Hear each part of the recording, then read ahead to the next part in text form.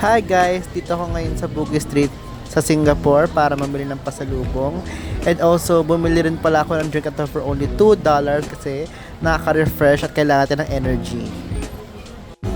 Guys, ito Ito pwedeng pampasalubong to. Magandang pampasalubong to. 4 sets for $10. So, $1 siya. Ay, $3 siya sa isang set. Pero kung bibili ka ng 4, $10 lang. $10 na siya. Pero masyado pang maaga dito. So I think maghanap-hanap muna tayo sa iba. Baka merong mas mura, di ba? Ay, ito kasi yung entrance ko. So kakapasok ko lang dito ngayon sa Bugis Street. So much better maghanap-hanap muna tayo. Baka mas makita yung mas magandang deal. Siyempre malaki to. Magagad tayo magawaldas ng pera. Char. Ito naman guys, especially sa mga girlies dito. Sa mga mahilig sa bags, you can pause for the price. Ayan siya. Yan. Guys, mabother ako sa Era Store kasi meron silang guidelines na kailangan na dalawang compartment lang yung bag. Eto, itong bag ko. Hindi naman siya lagpas doon sa dimension na hinihingi.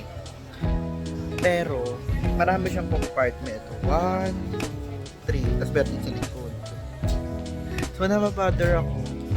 Siyempre, Taylor Swift to. Ayoko naman magkaroon ng kaberya, diba? So, for my peace of mind, nag-decide na lang ako na bibili na ako ng bag. Siguro yung mga less than $10 lang. Kasi ayoko naman magkaroon ng kaberya, diba? It's been a long time coming. So, yung bag na bibilhin ko para sabihin na natin na pasalubong ko na din para sa akin. Ayan guys, nakaka-crave naman to. Pero sana may roti prata dito kasi nag-crave talaga ako. Pero mamaya na. Ayan, may kainan din po dito. So, hinahanap ko ngayon yung bilihan ng chocolate. Yung nakita ko sa social media, may $1 or less. Ayun na ata, ayun na siya, pakita ko. Ito siya guys. Ayan. Tapos sa tabi niya, merong mga bilihan ng mga fruits. Ayan. So sa mga health conscious dyan, merong mga fruits and vegetables dito sa likod ng Bugis Street. So finally guys, nakita ko rin tong ABC. Ito yung nakita ko sa social media na medyo mura-mura yung mga chocolates dito for pampasalubong. Pero ang sabi nila, yung expired edition date is malapit na daw. Pero hindi naman ganun ka super lapit. Siguro mga 3 months or more. Mga ganun.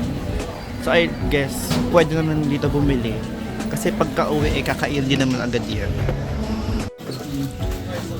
Guys, mahirap mag-vlog kasi ang daming tao. Pero ito ang aking first purchase, which is 3 pack of Toblerone.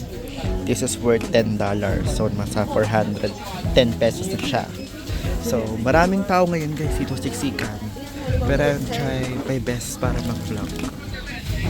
Ayan.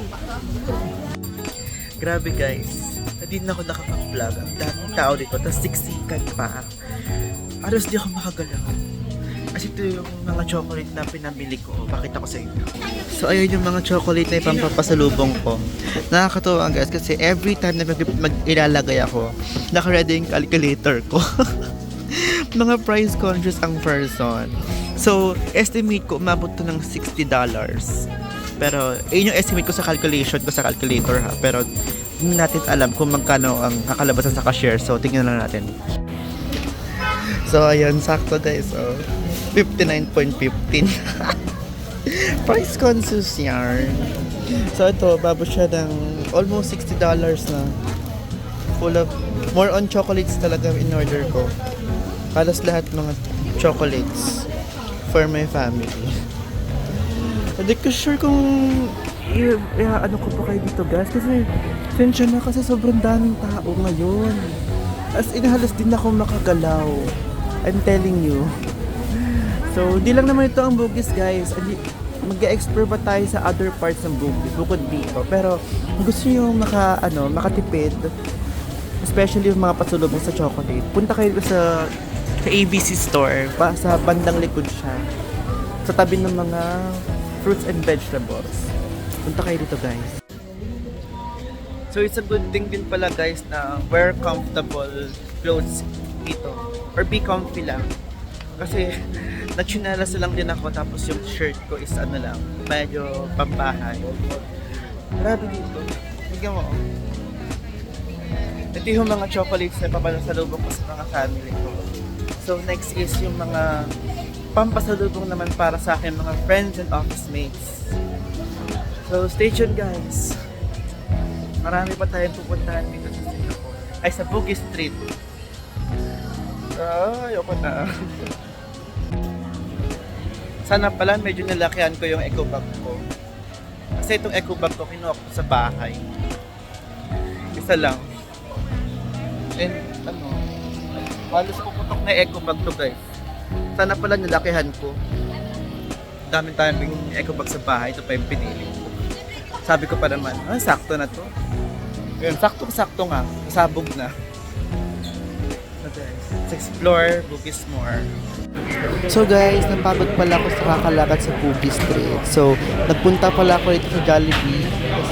And I ordered this 2-piece chicken with fries and mashed potato for $10. Hi guys, so dito ko ngayon sa Jollibee Bugis. So nakuha ko na yung order ko. And katapos ko lang din mag-shopping sa Bugis. So ang napamili ko is about mga mag-$100 din siya. So tama na yan, I guess. So I think, let's call it a day na, guys. Kasi after ito, uwi na rin ako ng hotel ko. And then, by the way guys, kung gusto nyo, may Jollibee pala sa Bugis. So, ayan, try nyo din. Guys, apologies pala kasi hindi ko na kayo nalibot sa Bugis Street. So, may mistake din kasi ang una kong ginawa ay bumili agad ako ng mga pasalubong. So, anong nangyari? Ang dami ko agad bitbit. So summary lang guys, ang nagawa ko sa Bugis Street ay bumili ng mga pasalubong, yung mga keychain, yung mga murang chocolates doon sa ABC store, doon sa bandang likod ng Bugis Street. And also bumili rin ako ng bag na maliit for Ira's tour, and binilhan ko rin yung mama ko ng blouse kasi malapit na ang kanyang birthday. So alam naman natin na napakamahal Singapore, 'di ba? So if you are a budget traveler like me, Bugis Street is the best place para makapag-shopping ka without breaking the bank.